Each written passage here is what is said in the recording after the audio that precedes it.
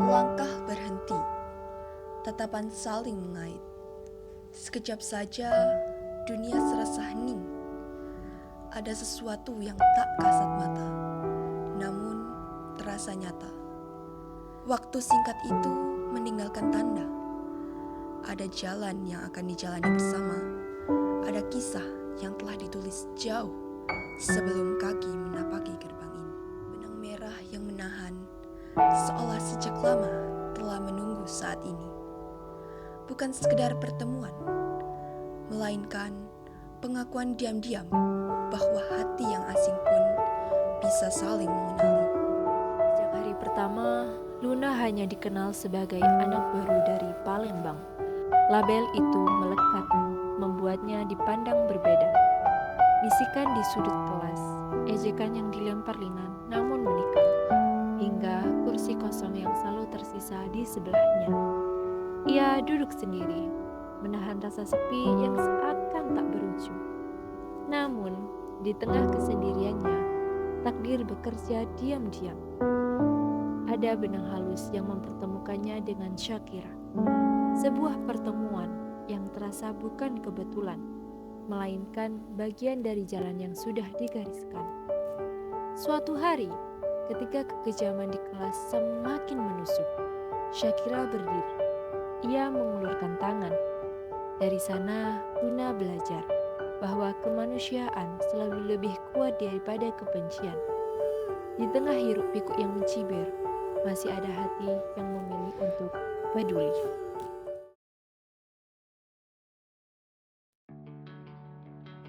Seiring berjalannya hari, Luna tak mengenal apapun lingkaran pertemanan Shakira. Hingga pada suatu hari, mereka ditugaskan menjadi satu kelompok. Mereka duduk melingkar, berbagi pikiran, dan saling mendengarkan. Setiap suara memiliki tempat, setiap gagasan dihargai, dan keputusan diambil bersama. Saat jadwal kerja kelompok dibicarakan, salah seorang teman mengusulkan hari Sabtu agar tidak bertabrakan dengan ibadahnya. Tak ada keberatan, tak ada penolakan. Semua menerima dengan hormat, karena keyakinan yang berbeda pun pantas mendapat tempat yang sama. Hal ini mencerminkan nilai Pancasila, sila ke-1. Di tengah pertemuan itu, Luna membawa pempek, makanan dari kampung halamannya. Bukan sekedar hidangan, melainkan wujud cinta pada asal-usul dan bagian kecil dari Indonesia.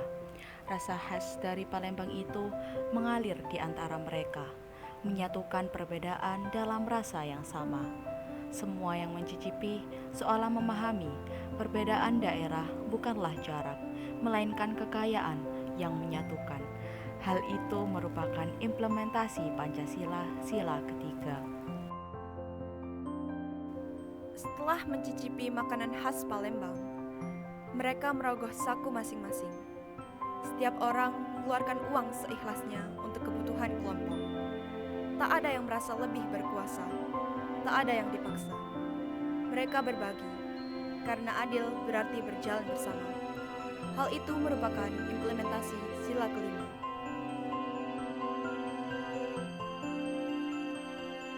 Pada akhirnya, Luna tak lagi sekedar anak pendatang yang sering dipandang asing. Ia kini bagian dari lingkaran yang menyambutnya dengan tulus. Benang merah yang mempertemukan telah menuntunnya pada arti persaudaraan. Bahwa dalam perbedaan ada persatuan, dalam kesendirian ada uluran tangan, dan dalam setiap pertemuan ada takdir yang mengikat hati-hati yang tulus. Assalamualaikum warahmatullahi wabarakatuh. Perkenalkan, kami dari kelompok 6 yang mana di sini berkesempatan untuk mewawancarai salah satu pengajar yang ada di Bimbel BW. Untuk narasumber yang bersangkutan bisa memperkenalkan diri. Baik, terima kasih. Assalamualaikum warahmatullahi wabarakatuh. Waalaikumsalam warahmatullahi nama saya Ira Ayu Safitri. Saya salah satu pengajar di bimbingan belajar WW dan saya mengajar mata pelajaran matematika. Baik, untuk pertanyaan yang pertama, menurut Bu Ira, apakah tantangan terbesar dalam penerapan Pancasila di era globalisasi?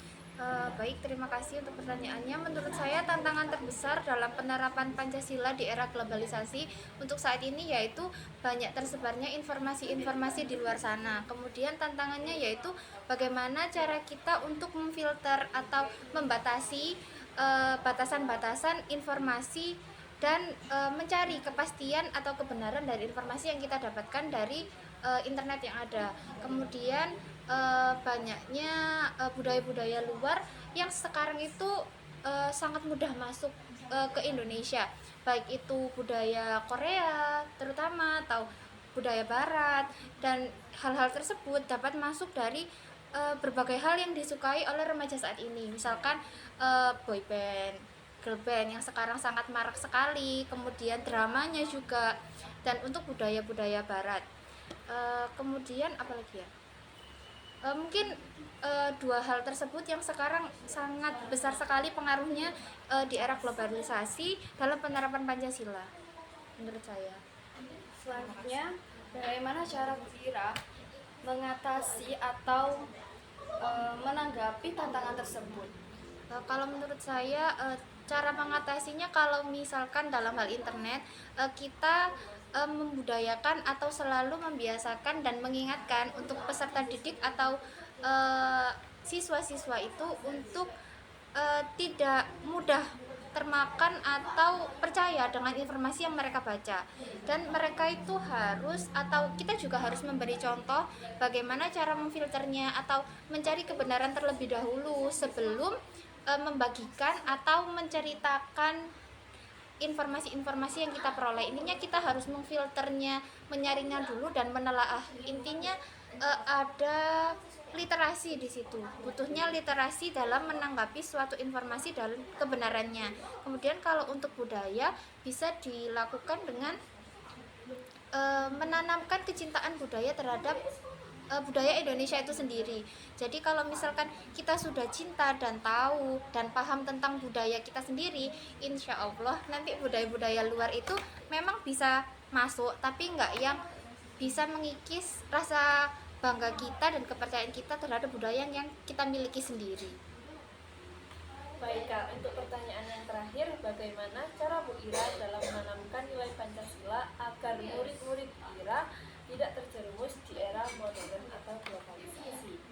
Kalau menurut saya bagaimana caranya, yaitu dengan sebagai pengajar itu tidak harus kita hanya mengajarkan, tapi kita harus memberikan contoh, karena guru itu bukan hanya sebagai pengajar saja, tapi kita juga sebagai pendidik, sehingga kita harus memberikan contoh.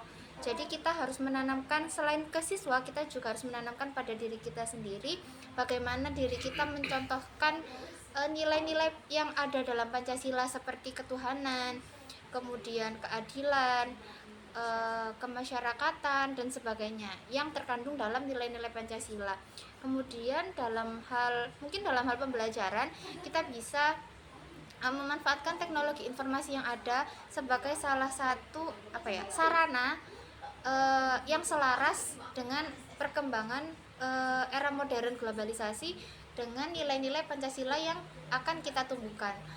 Mungkin contohnya ya, salah satunya hal yang sesederhana kita berdoa sebelum dan sesudah belajar itu kan sudah mencerminkan salah satu nilai Pancasila, ketuhanan yang Maha Esa, kemudian tidak memandang ras atau budaya dari berbagai kalangan teman lah, intinya mau itu temannya dari budaya apa atau dari ras mana, itu rasa solidaritas itu juga harus ditanamkan gitu.